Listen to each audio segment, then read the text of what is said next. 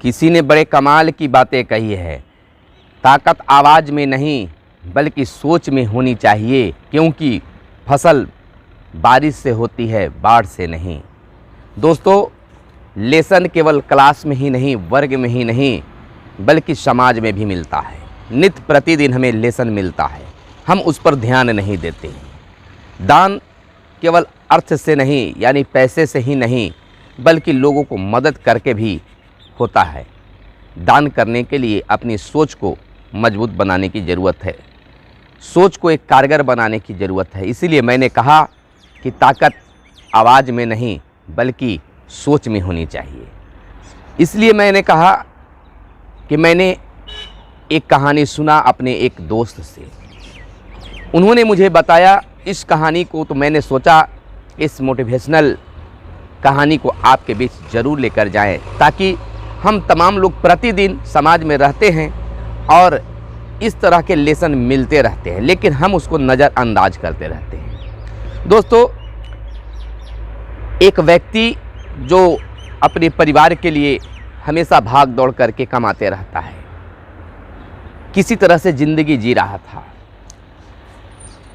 कई दिनों से उन्हें पैर में दर्द थी, पैर के ठेहुने में दर्द थी। वो बेचारे लाचार विवश थे, लेकिन परिवार के कारण वह अपने ऑफिस तक जाने के लिए मजबूर थे।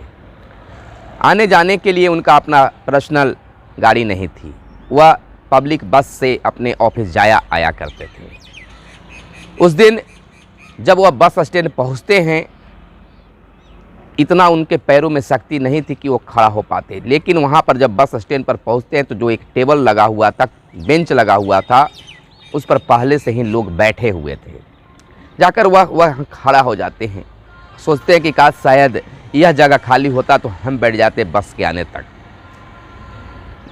उसी समय अचानक पीछे से एक आवाज़ आती है, साहब आइए बैठ जाइए। वो पीछे पलटकर देखते हैं कि एक मजदूर किस्म का व्यक्ति लुंगी और गंजी पहनकर बैठा हुआ है और खड़ा होकर हमें आवाज़ दिया कि साहब आइए आप बैठ जाइए। अपनी लाचारी और बेबसी को देखकर समझकर हमें ज़रूरत ही थी, हमने वहाँ पर बैठ गया। अचानक फिर बस आती है और हम और तमाम जो वहाँ पर थे वह मज़दूर भी उस बस में सवार हो जाता है। हम अपनी लाचारी के कारण, पैर में दर्द होने के कारण बस में चढ़ने में पिछड़ते हैं और वह मज़दूर व्यक्ति था, पहले चढ़ जाता है और वह सीट ले लेता है। सीट पर बैठा था, हम भी चहकते हैं और गाड़ी स्टार्ट हो जाती है। अचानक उस व्यक्ति का नज़र हम पर पड़ता है और मुझे वहाँ पर बुलाकर अपने सीट पर बैठा देता है और ख़ुद को खड़ा हो जाता है। चलिए हम उसको देखते रहते हैं और आगे गाड़ी चल देती है। जब अगला स्टॉप है वहाँ पर आता है तो वहाँ पर हमारे बगल के सीट का एक व्यक्ति वहाँ पर उतर जाता है, सीट खाली हो गया। मैंने इशारे से उसे बुलाया, आइए बैठ जाइए। उन्होंने ना का इशारा करते हुए जो वहाँ उसके बगल में एक बच्चे को लेकर एक महिला खड़ी थी, उसे वहाँ भेज देता है और बैठने को कहता है। वो बैठ जाती है। फिर अगला स्टॉप आता है, वहाँ पर वो महिला उतर जाती है। फिर मैंने उसे इशारा किया, आइए बैठ जाइए, लेकिन इस बार भी उस मज़दूर ने अपनी जिंदा दिली को दिखाते हुए एक वृद्ध व्यक्ति को वहाँ पर मेरे बगल में बैठा देता है, खुद खड़ा रहता है। फिर गाड़ी चल देती है, अगला स्टॉप पर वह व्यक्ति भी वहाँ उतर जाता है।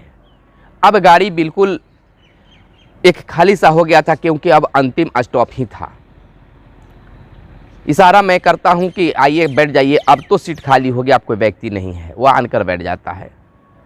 बातों की सिलसिला उससे जारी रहता है, क्या करते हैं। उन्होंने कहा कि मैं मजदूरी करता हूँ, बाल बच्चों के लिए कमाता हूँ, मजदूरी करता हूँ, किसी के घर में जाकर मिट्टी ढोता हूँ, ईंट धोता हूँ, यही मेरा काम है।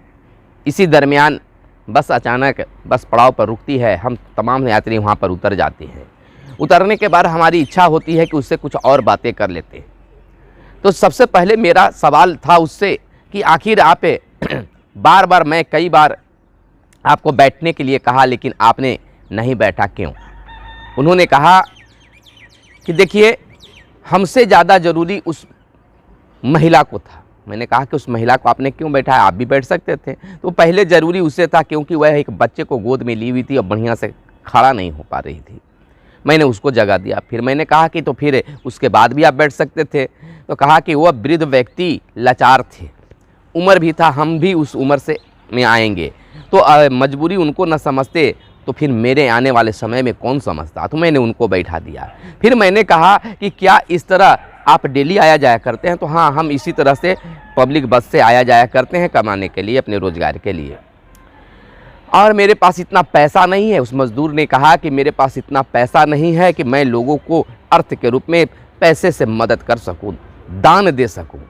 तो मेरे पास दान देने के लिए पैसे नहीं है, तो मैं लोगों को सहयोग करके ही, मदद करके ही दान देने का कार्य करता हूं, ताकि हमें भी यह अच्छा सा लगे। मेरी भी इच्छा ऐसी होती है कि मेरे पास भगवान अगर पैसा देते तो मैं भी लोगों को दान करता और मदद करता, लेकिन मेरे पास तो पैसा है नहीं, तो मैं कैसे लोगों को दान कर सकता था। तो मैंने देखा कि इसी तरह से एक दान का रास्ता हो सकता है, और मैं लोगों को, आते जाते लोगों को, कोई व्यक्ति अगर सड़क पार कर रहा है और वह लाचार है, बेबस है, तो मैं उसको हाथ धर के पार कर देता हूँ। आते जाते वक्त में बस में इस तरह की बातें होती है तो मैं उसको मदद कर देता हूँ।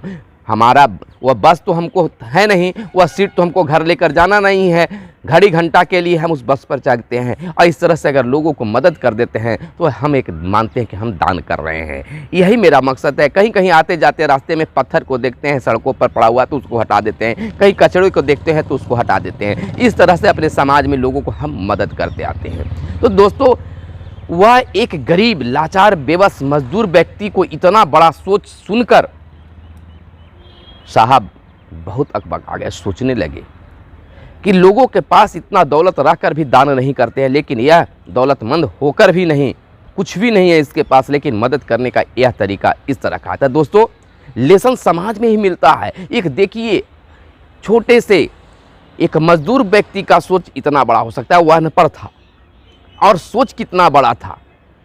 तो ताकत आवाज़ में नहीं बल्कि सोच में रखनी चाहिए। उसका सोच कितना बड़ा था। तो लेसन जो है आज वर्ग में ही नहीं बल्कि अपने समाज में भी देखने के लिए मिलता है। समझने की ज़रूरत है, उसे हम लोग नज़रअंदाज प्रतिदिन करते हैं। मदद पैसे से ही नहीं बल्कि सहयोग से, अन्य हाथ बताकर भी लोगों को मदद करके भी किया जा सकता है। तो चाहे आप हमारे इस वीडियो को छोटा बच्चा देख रहा हो, या नवयुवक देख रहे हो, या वृद्ध व्यक्ति देख रहे हो, तो हमें इस तरह से भी समाज में कार्य करके लोगों को सहयोग कर सकते हैं। इससे सीख मिलती है कि हमें हमेशा सोच अगर बेहतर रहेगा तो हर जगह कुछ नया करने का, कुछ बेहतर करने का, सहयोग करने का, दान करने का मौका मिलता रहता है, लेकिन हम उसे नज़रअंदाज करते रहते हैं। तो चलिए, मैं इस वीडियो को यहीं पर समाप्त करता हूं। आपको यह मोटिवेशनल स्टोरी, यह वीडियो आपको कैसा लगा आप ज़रूर बताइएगा। हम इस तरह का वीडियो आपके लिए लेकर आते रहेंगे। अगर आपका सहयोग मिला तो हम हमेशा प्रयास करेंगे कि इस तरह से मोटिवेशनल स्टोरी को लेकर आपके बीच आएँ और कुछ जानने, कुछ समझने, मैं कुछ सीखूं, कुछ लोगों को बताऊं, ये हमारी तमन्ना है। तो चलिए, फिलहाल हमें दीजिए इजाज़त। अब बने रहिए हमारे चैनल मगध समाज से। फिलहाल धन्यवाद। जय हिंद, जय भारत, वंदे मातरम।